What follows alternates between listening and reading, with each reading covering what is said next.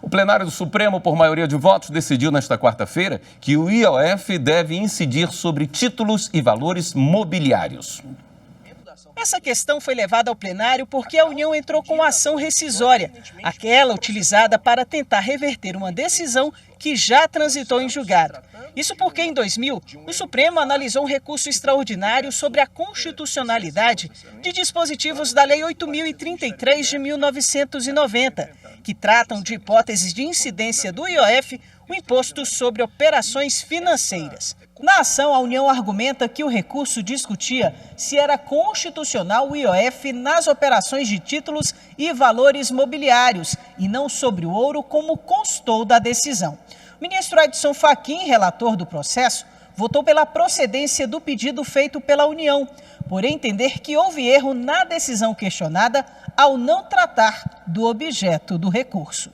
Segundo o ministro, o que se discutia não era a inconstitucionalidade do imposto sobre o ouro, mas sim a inconstitucionalidade da incidência do IOF sobre títulos e valores mobiliários, instituído por outro dispositivo da mesma Lei 8.033 de 1990. O erro fático consistente em considerar a incidência do IOF sobre ouro, ou seja, um ativo financeiro, ao invés de julgar a base de incidência como títulos e valores mobiliários, preenche os requisitos preconizados nos parágrafos 1º e 2º do artigo 485 do Código de Processo Civil de 1973. Isto é, primeiro, admissão de fato inexistente e, segundo, não ocorrência de pronunciamento judicial sobre aquele fato.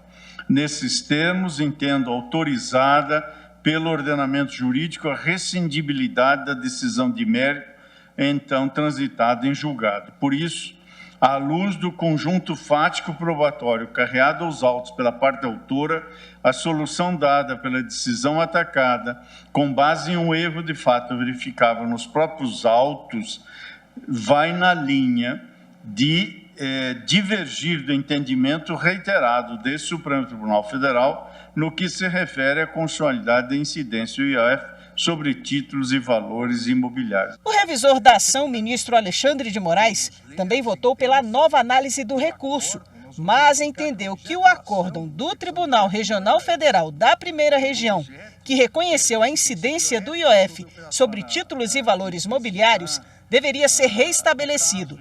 A ministra Carmen Lúcia acompanhou o voto do relator.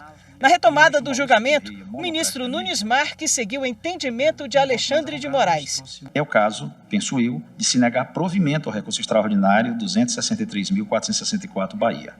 Ante o exposto, pedindo novamente a mais respeitosa vênia aos que pensam de modo diferente, julgo procedente a ação rescisória para desconstituir a decisão recidente e, prosseguindo no julgamento, conheço e nego provimento ao recurso extraordinário 263.464 Bahia. Como efeito direto desse julgamento, deixa de existir o motivo jurídico pelo qual levantado precatório pela empresa na ação de cumprimento de sentença.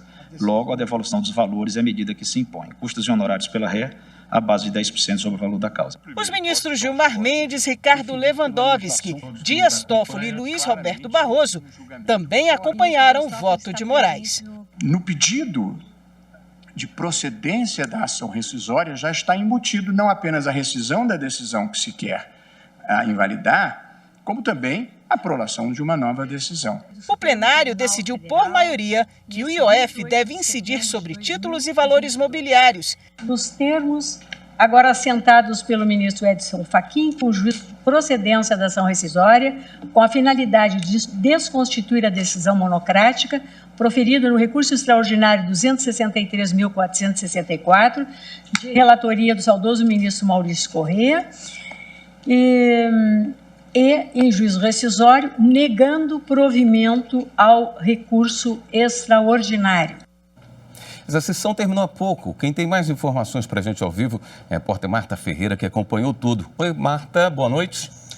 Boa noite, William. Boa noite a todos. Na sequência da sessão, o plenário começou a julgar uma ação declaratória de constitucionalidade ajuizada pela Federação das Associações das Empresas de Tecnologia da Informação. A entidade pede a validação de dispositivos de um decreto federal de 2001 que promulgou um acordo entre Brasil e Estados Unidos para o compartilhamento de dados de usuários compartilhados por empresas multinacionais de tecnologia. O relator desse processo é o ministro Gilmar Mendes. Hoje houve as sustentações orais e também a manifestação do Procurador-Geral da República, Augusto Aras.